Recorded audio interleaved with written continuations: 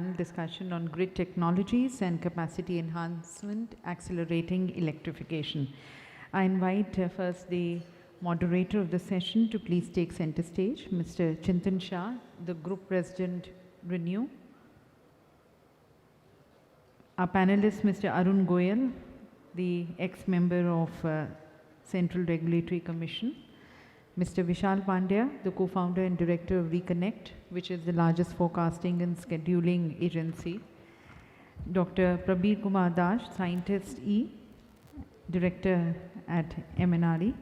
Mr. Mahesh Vipradas joins us now as the panelist, Vice President VIPA, and Shri Ravi Kumar, the chairman of Karnataka Electricity Regulatory Commission.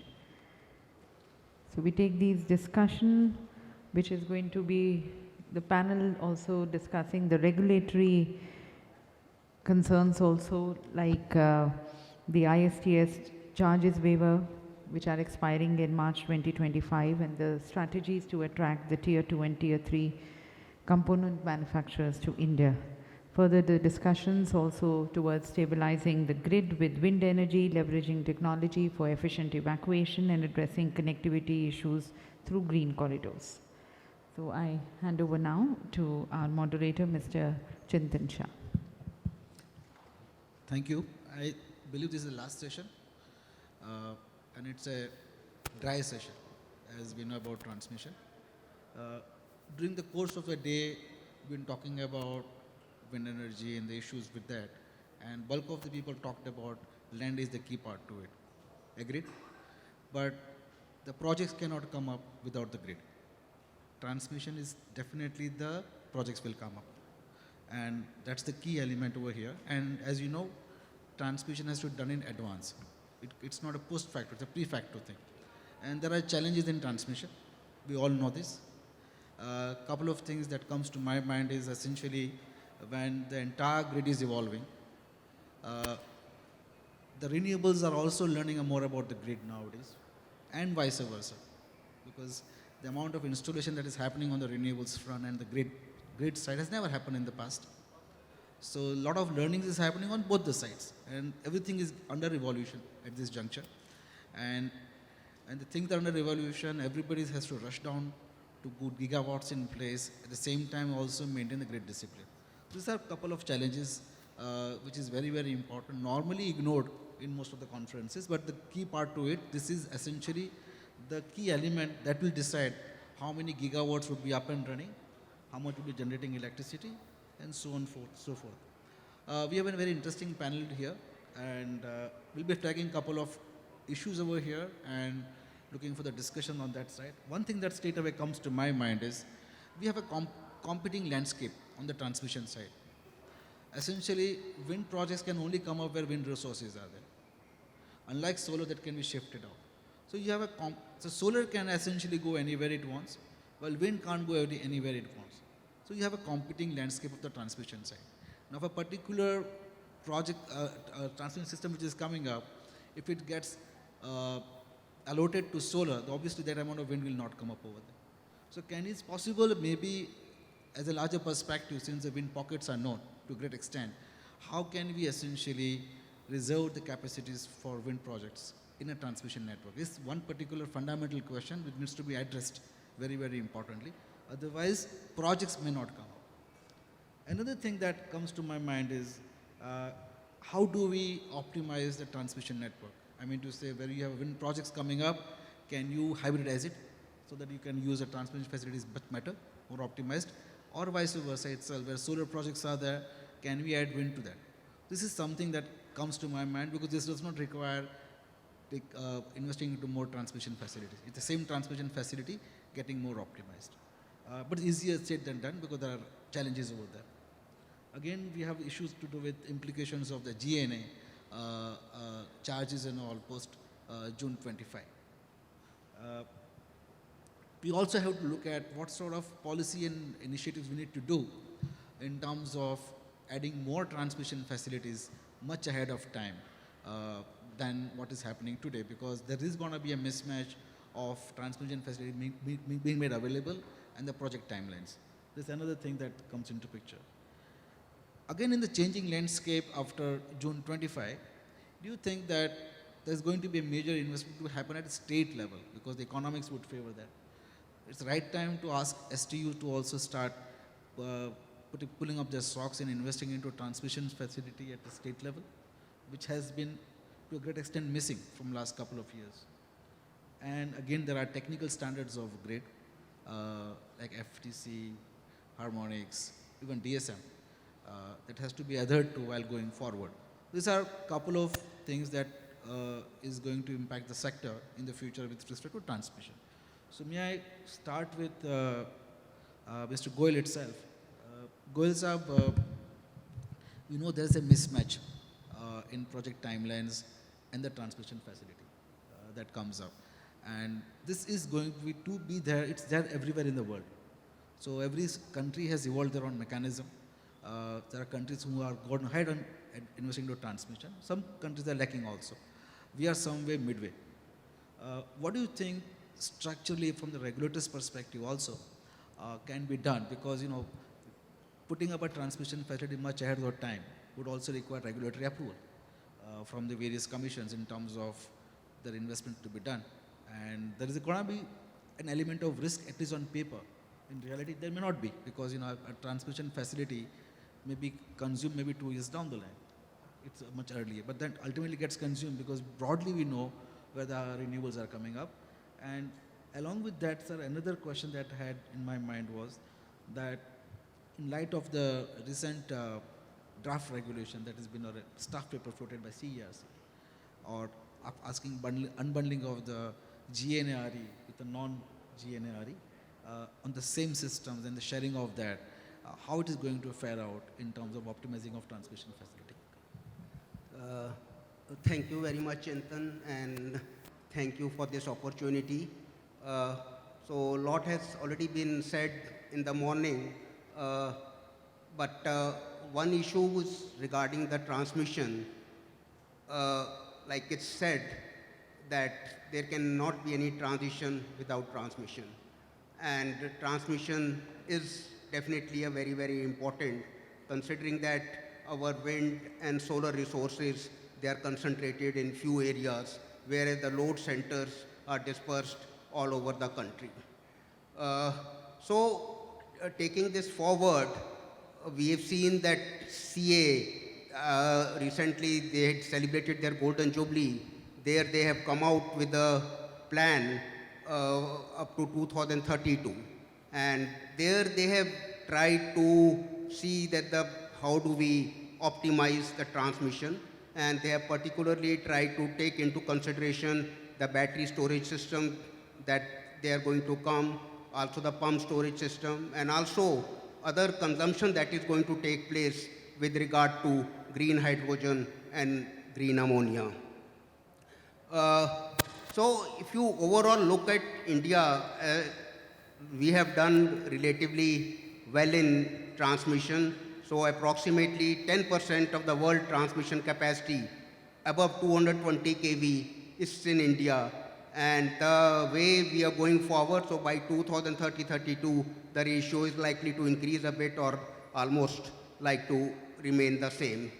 But here I would also like to mention that while the wires are very, very important, but there are other issues also as a regulator which are also important, because the system has to operate in a nice fashion. So here there is one issue which is very important, is of resource adequacy and flexibility. Now earlier it was mainly on the demand side that the load used to vary, but now we are in a situation where there is also variation on the supply side, and because of the changing and the penetration of the renewables. Just to give you a figure, like currently approximately 30% of the sources are by wind and solar, and going forward by 2030 it's going to be nearly 50%, and by 2047 it is expected that 80% of the sources are going to be from wind and solar. Now, even with this kind of a penetration of 30%, we are finding that there are difficulties that are being experienced in the system.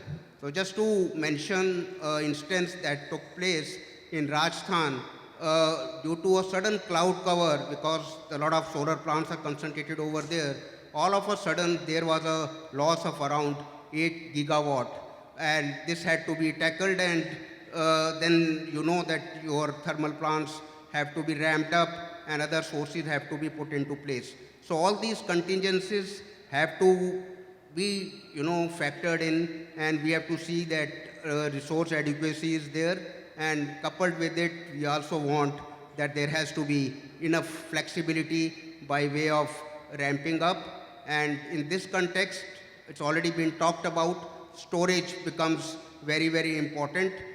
Like if you ask me, the one thing which is more important when we are talking about 24/7 green power, so ultimately it would be storage. In case we are not able to establish storage in a big way, then definitely, over a period of time, we will find it more and more difficult how to integrate the wind and solar power into the system.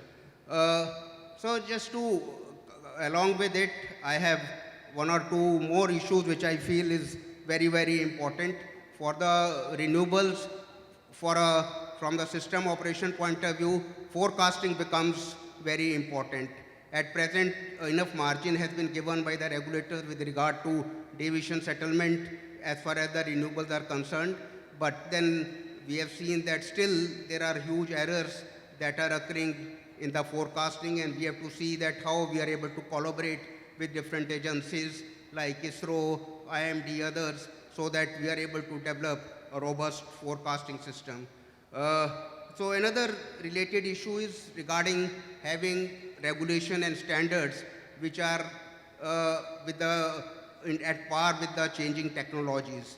So we have seen now that last regulations that were, their technical regulations that were adopted by the CA, so that came in 2019.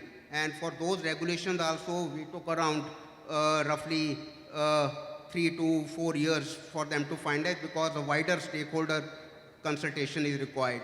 So to that extent, we have to really focus that how the regulations are framed, and particularly just to mention about the battery storage system, we still do not have proper regulation.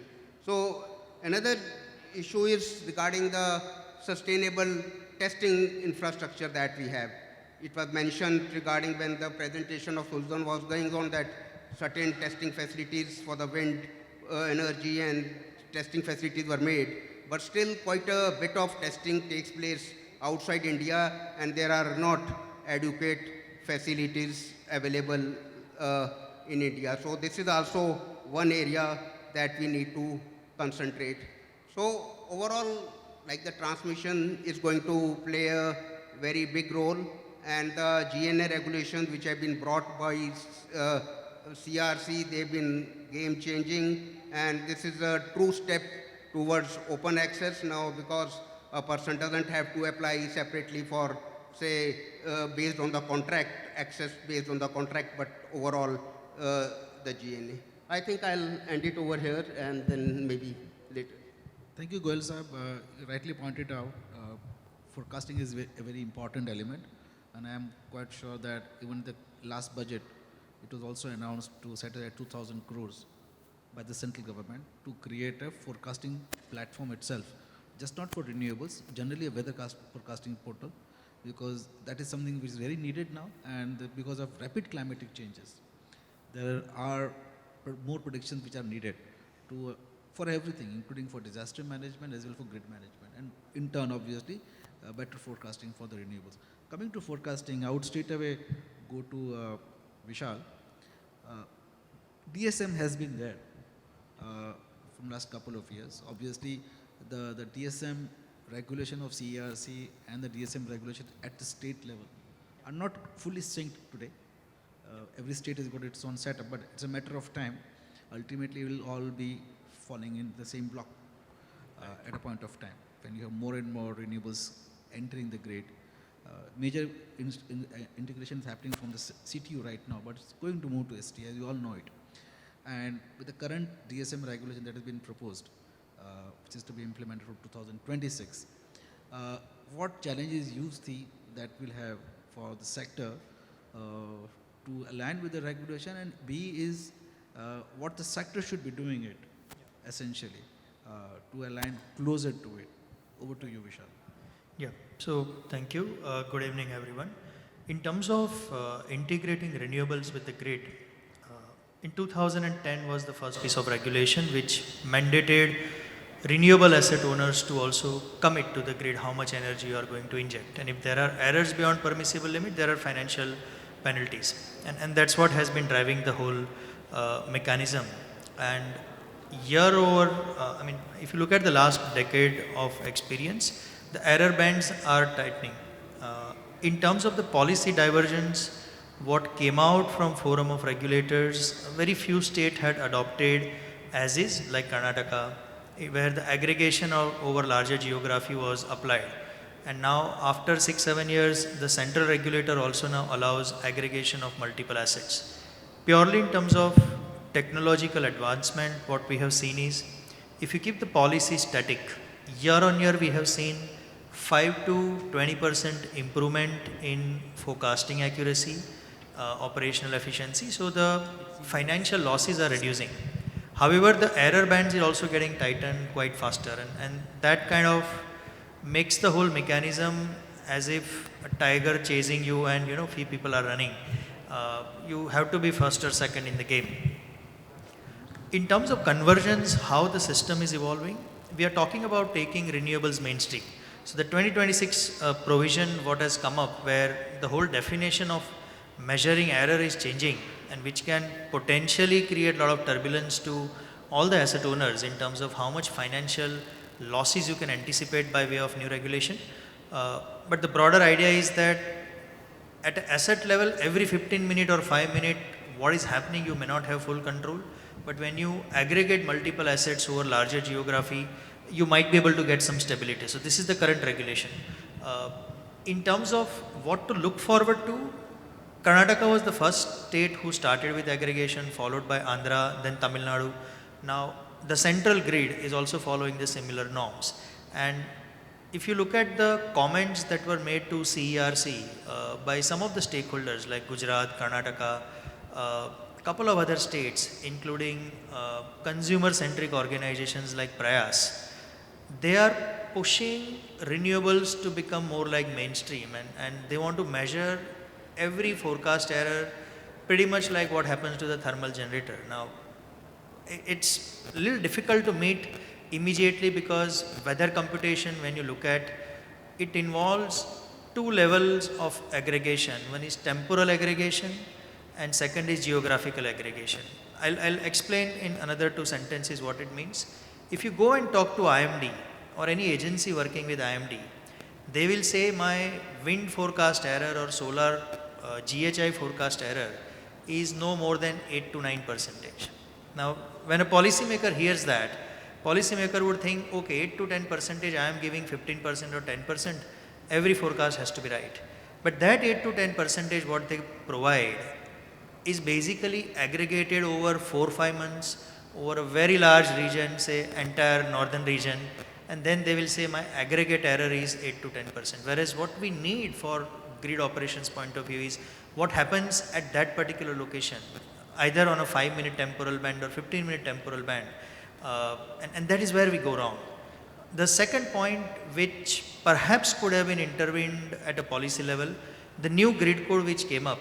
Earlier, whatever revision you make, so you identified that there is an error right now, you want to correct the error, you can correct it within 45 minutes of time band. With the new grid code and the new DSM regulation now, it has been shifted to 7th and 8th time block. As an industry, what is desired is that the closer to real-time markets have evolved.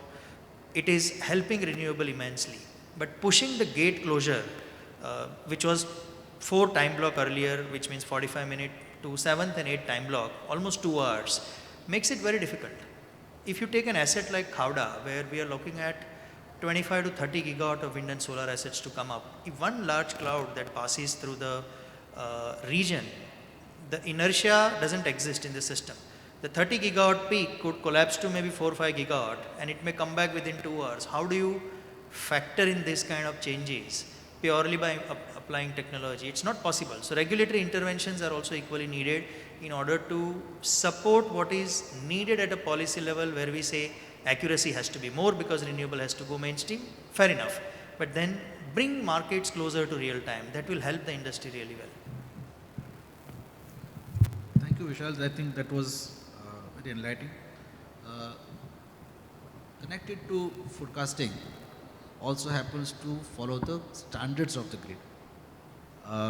We recently had a huge amount of activity on the FTC side, where essentially the temperature matter was discussed, debated in much more details. We have a solution today, but the fact of the matter is that FTC type of standards is there.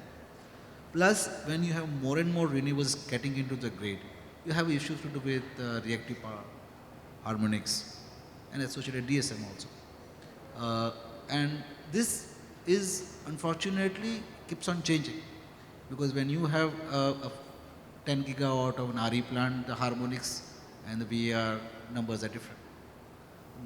But we also know this 10 gigawatt is going to happen to 30, 40, 50 gigawatt in the future. So every time you add more and more gigawatts, the needs of the harmonics also changes for the grid. Now this is again a dynamic world.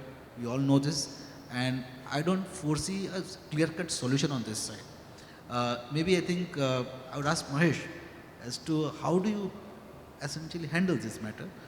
This is going to be a major matter coming in the future when you have more and more gigawatts adding to the grid at a single location or couple of locations. Like Rajasthan is a classic case where we know that it is anticipated to at least go to 50 to 60 gigawatt or to 80 gigawatt for the next couple of years. Yeah, thank you. This technical standards is going to be more and more important as we go ahead with more and more renewable energy getting injected into the grid. So the background to this question basically is for last 1.5 years, the industry has been struggling to get the first time charging permissions, where those were held because the projects were not found to be compliant with the requirements of the technical standards of connectivity CA regulations. Now the problem is, there's two types of problem. One is those regulations were there and which were brought in, like Goyal Sahab has said, in 2019. And then based on that, the projects were bidded out and the people have participated into the bid. In 2022 now, the clarification was issued that this is interpreted in this way. Now it is very difficult for us to go back and redesign our project. So you cannot keep on changing the goalpost when the game is almost halfway through. So there is a lesson for all the stakeholders, including renewables, that the regulation should be put in place with a clear understanding that what is required. And for the renewable community also, it is very important to go through the regulations before we bid. What has happened is there are certain assumptions were taken that we'll get this kind of waiver or we'll get this kind of relaxation in the regulation while bidding. So that's the play happening on both the sides of the regulation. That is one. Especially in case of harmonics, this is going to be an issue because even today's regulations say that whatever is the harmonic requirement and filter requirement that I have for my entire life of 25 years, that is the responsibility of the generator. Now, from a regulation point of view, from a grid safety point of view, this makes 100% sense. From a bidder's point of view, how would I build this into my project cost? It's a risk or it's a cost which I today don't know how much, because even at the time of commissioning, I will put certain filters and manage my injection of harmonics.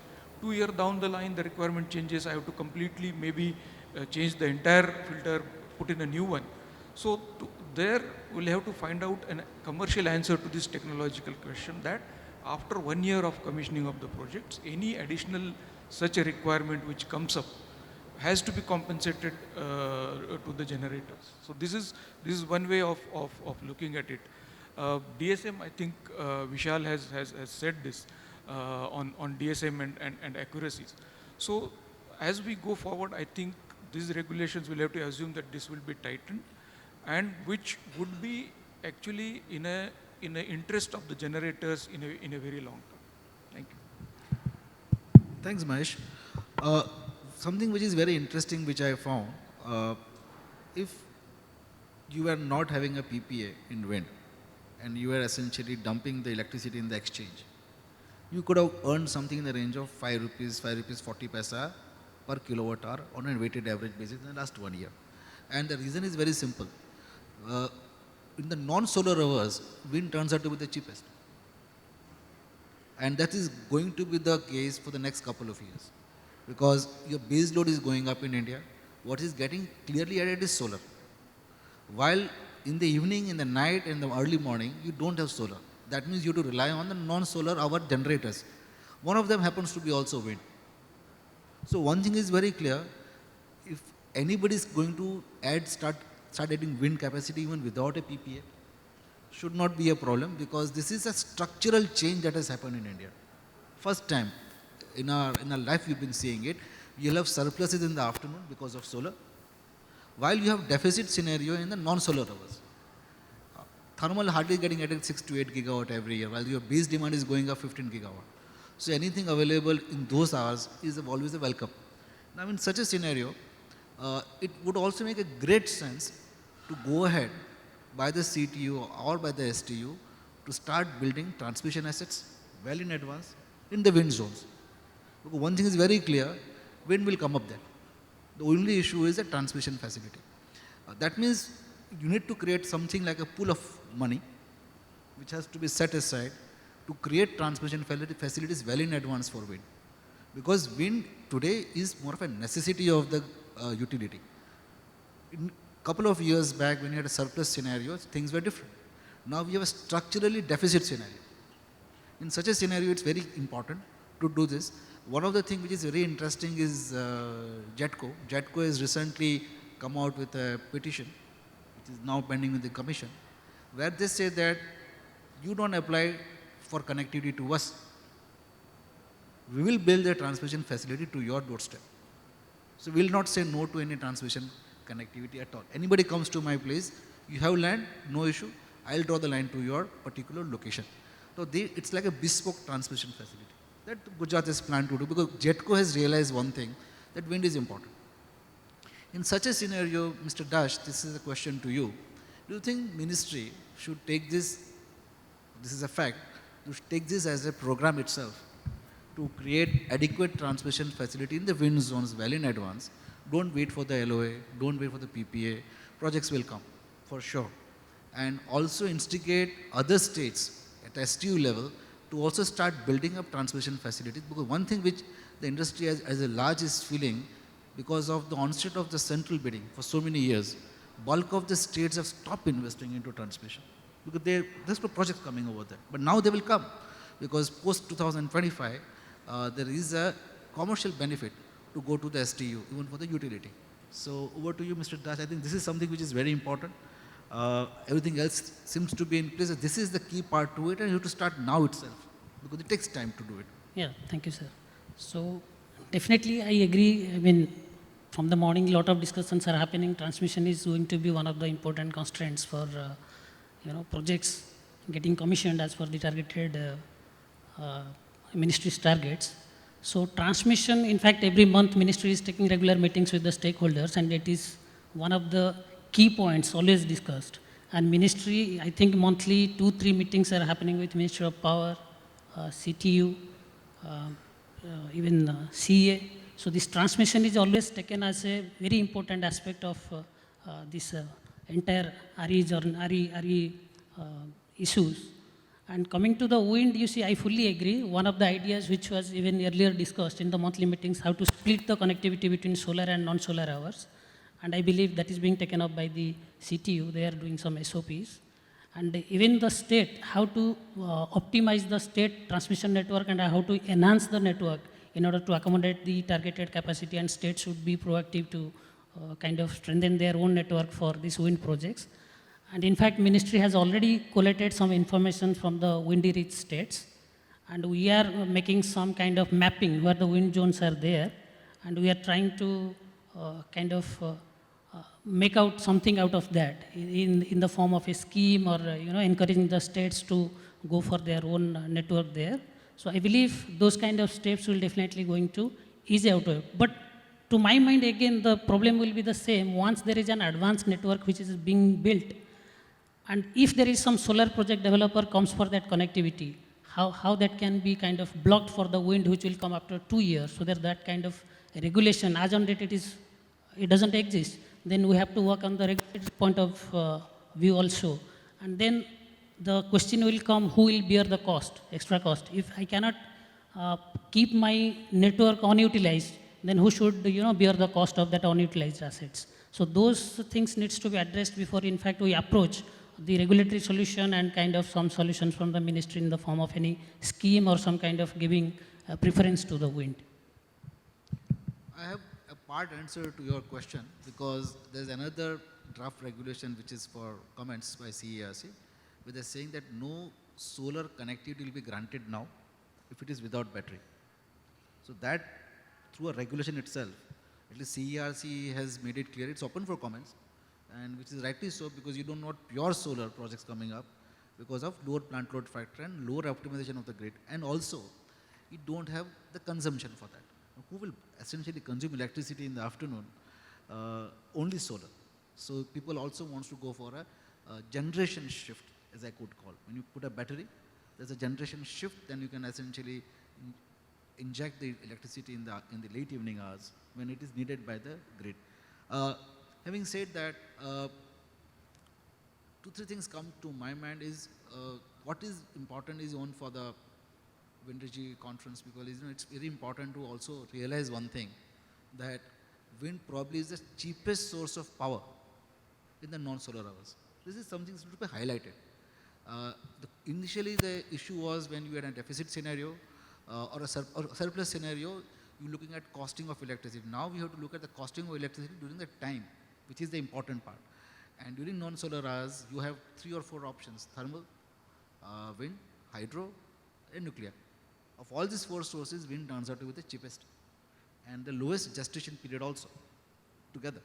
So that means wind is important, there's no doubt about it. It's very important that we also align our planning by the central government, by CTU, even by the state governments, in essentially looking at this particular fact, that since the electricity from the wind is coming during non-solar hours, which is a support to the grid, it has to be promoted in every way.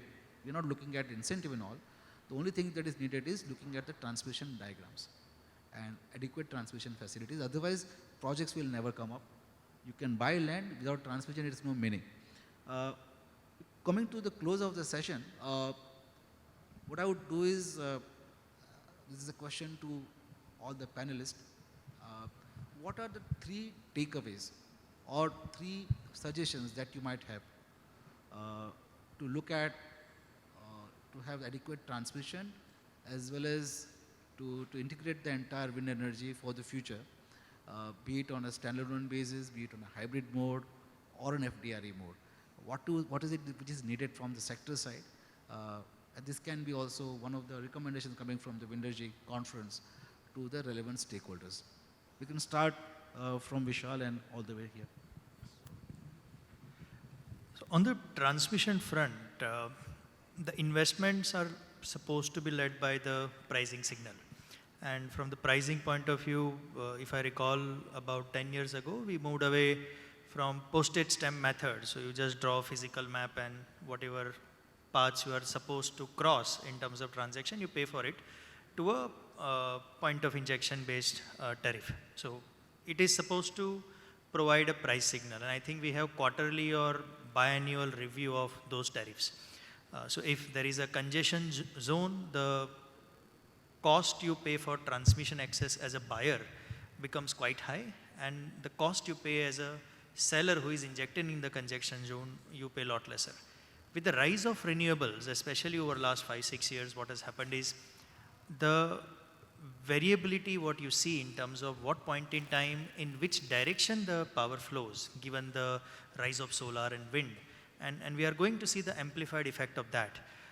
What is needed is perhaps a faster calibration of how the pricing signal around transmission is being made.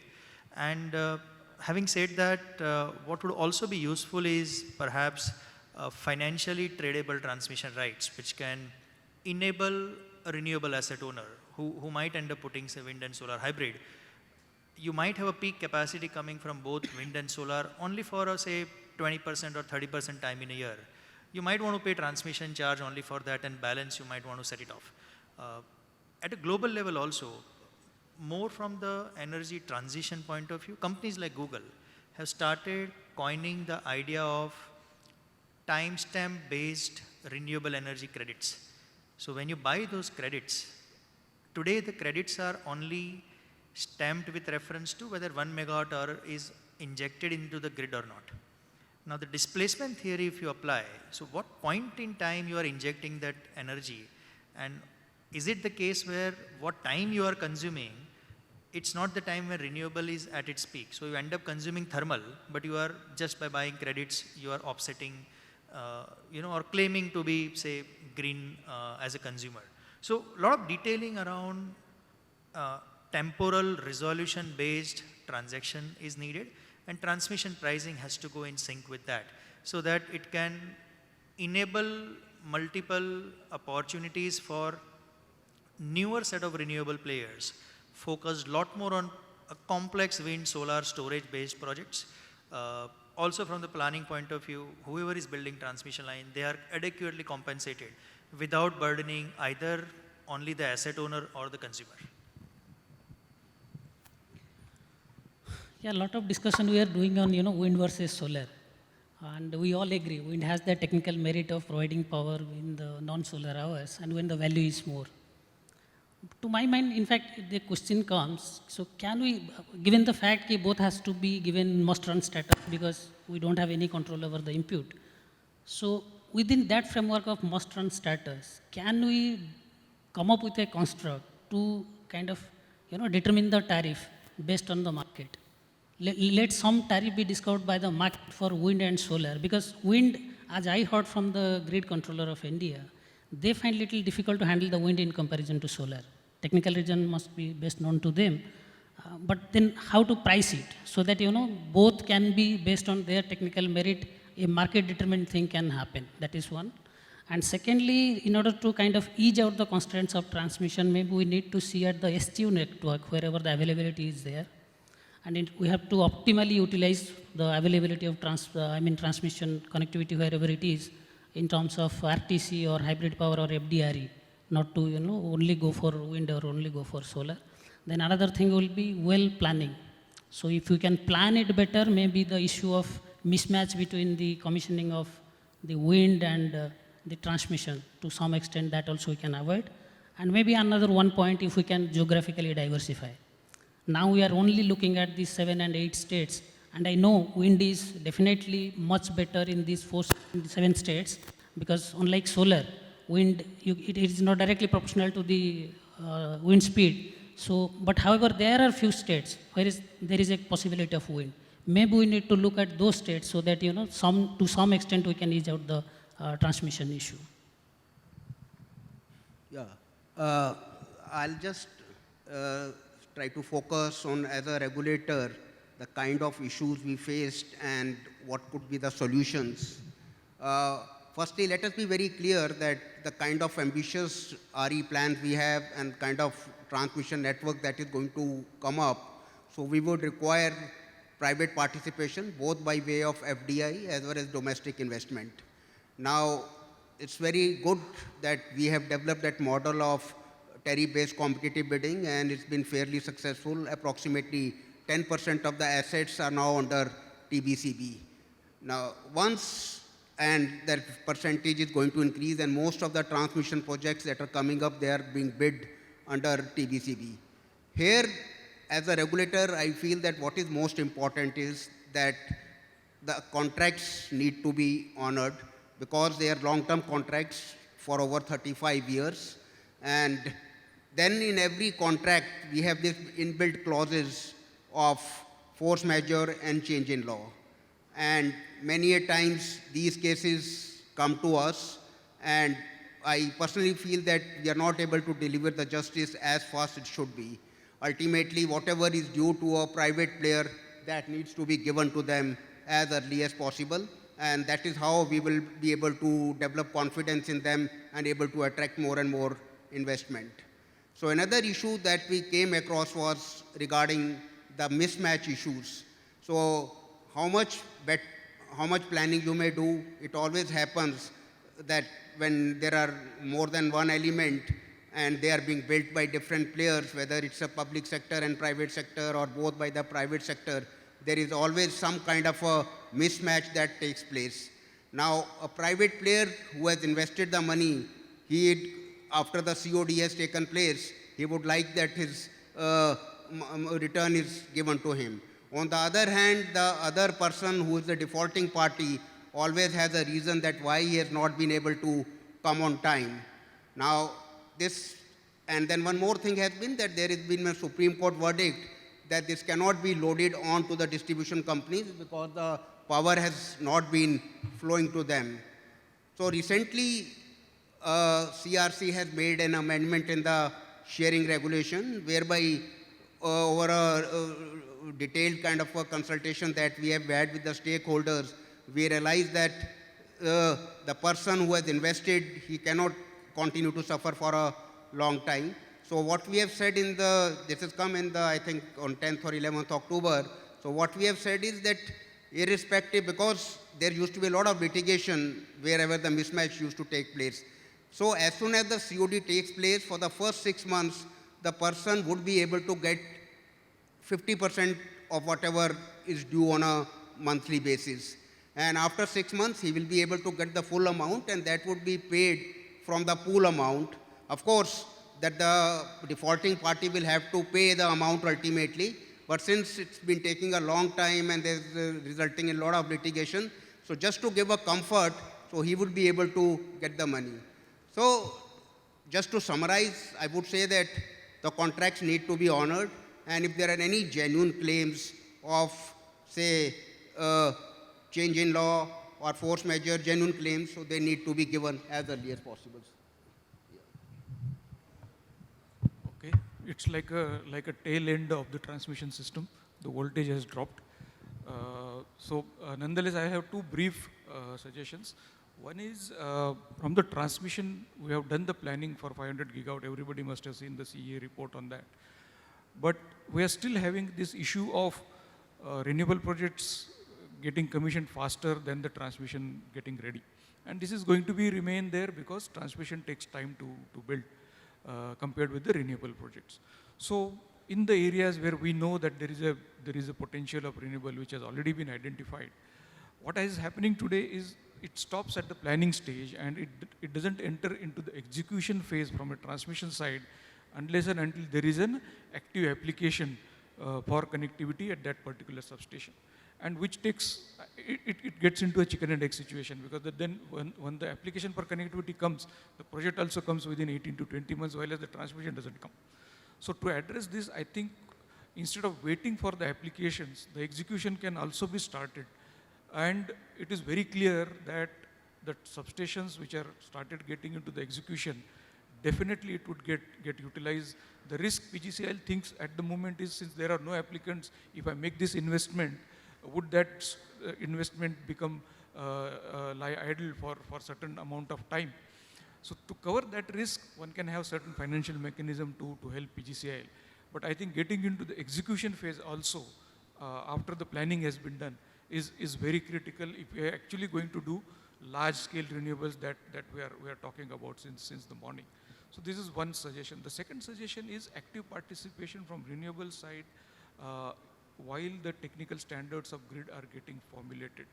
We are waking up in 2024 and talking about the regulations which have came in 2019. So it's from, again, to the same point that I have talked earlier, from the regulator who is imposing or putting together those regulations, it's also his responsibility to engage with the stakeholders, and for the renewable community to participate, give suggestions on that, so that no stakeholder is found surprised suddenly that this technical regulation is there and which is not getting met. Thank you. Thank you. I'll just try to sum up what was discussed today and the suggestions also. So 2-3 things comes out very clearly, that the transmission system has to come well in advance. That element of risk, sort of risk, has to be taken up as a part of cost of energy transition, that I would say needs to be built once. It's like a working capital, and you keep on churning out transmission facilities well in advance, even before the LOA or the bids come up. So that's one learning that comes from here. This would definitely help the entire sector to grow towards a 500 gigawatt target. The second thing that was discussed today is that by shifting from LT to GNA, GNA has got its own dynamism. At the same time, there is a possibility to also ask to align GNA to the market-based instruments, which essentially optimizes GNA to the greatest extent, because there is going to be optimization needed with renewables in GNA. That's something. The second thing that come out is that on the DSM front, it's an evolving science. There is a lot of misunderstanding, or rather communication differences in terms of understanding of the DSM by regulators, by the developers, and by the IMD also. I think this is something alignment is very much needed, and this is something will keep on evolve.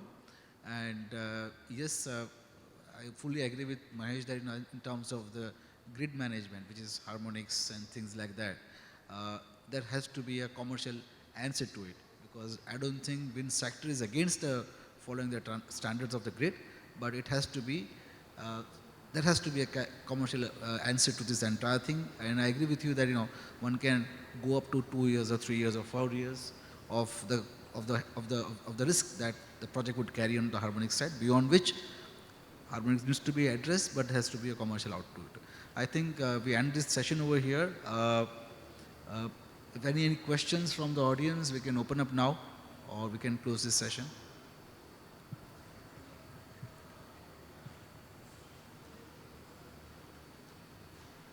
I think we have addressed everything. Everybody is now fully aware of what's happening on the grid. So I think we can close the session now, ma'am. Oh, there's one? Okay.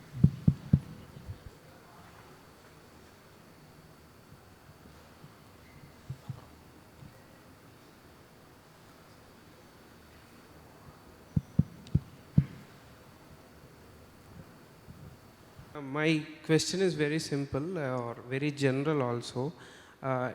Introducing price zones across India, do you think it would boost renewable energy market? Because in some Nordic countries, even like a small country, they have 4 price zones. I'm unsure if this is the case in India.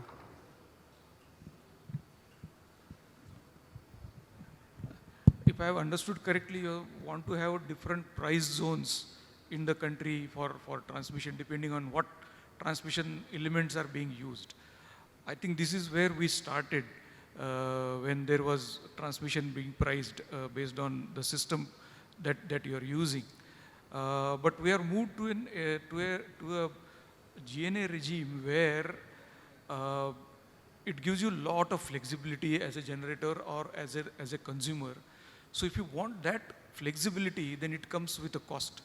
That the system, the GNA assumes that there is no congestion, there is nothing, the power can flow from anywhere to anywhere. So if we want to have that kind of a flexibility and access to market, then the transmission system will have to build accordingly, and then it cannot be charged based on the transmission zones. So there is a trade-off, and I think we have started moving towards the other side, where it's going to be assumed as a copper plate. I think it will boost the economy, something like EV vehicles done. I think that is, the question is beyond the scope of this discussion today. But to address it, policy matters are taken up by the state government for certain promotions. So every state does it, and depending what the state wants. So if Kerala state has given a policy for a particular purpose, it is to boost investments over there. What we were discussing over here is the transmission constraint itself, with otherwise the energy transition may not happen as we want to be. I think we can close the session here. So we can have a small upload.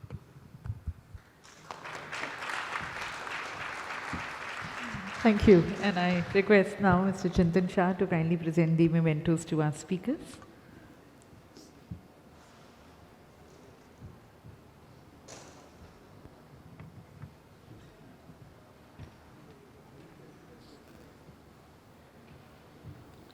Ladies and gentlemen, you can also join us as we express our thanks to our speakers, thanking Mr. Arun Goyal. Thank you, sir.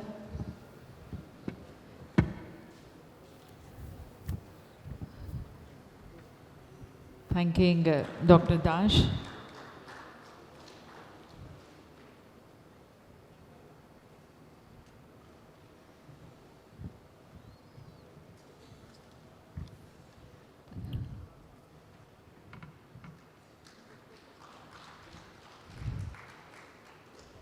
Thanking Mr. Pandya, and now thanking Mr. Mahesh Bipradas. May I request Mr. K.R. Nair, the EC member of IWGMA, to please join us in expressing thanks to Mr. Chintan Shah.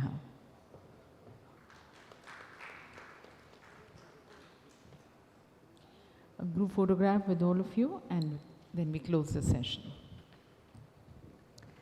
As I thank the audience also for joining us in this last session, I would like to once again from the organizer side urge and request you all to please be part of these knowledge sessions. Tomorrow we are going to be starting at 10:30.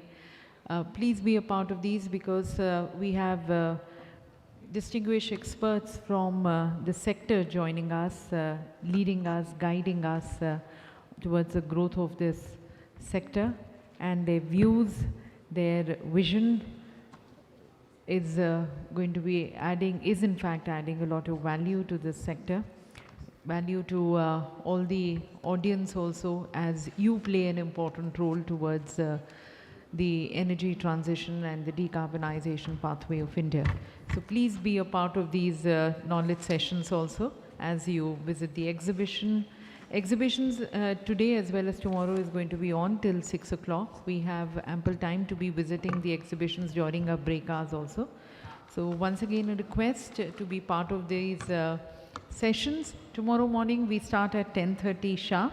It's going to be again as we look into the first towards building a more sustainable supply chain. That's going to be the first session which we have in the morning at 10:30. It's going to be then followed by the PTX technologies. So again looking into these new technologies which have the ability to convert the wind energy into other, into electricity, into other energy forms.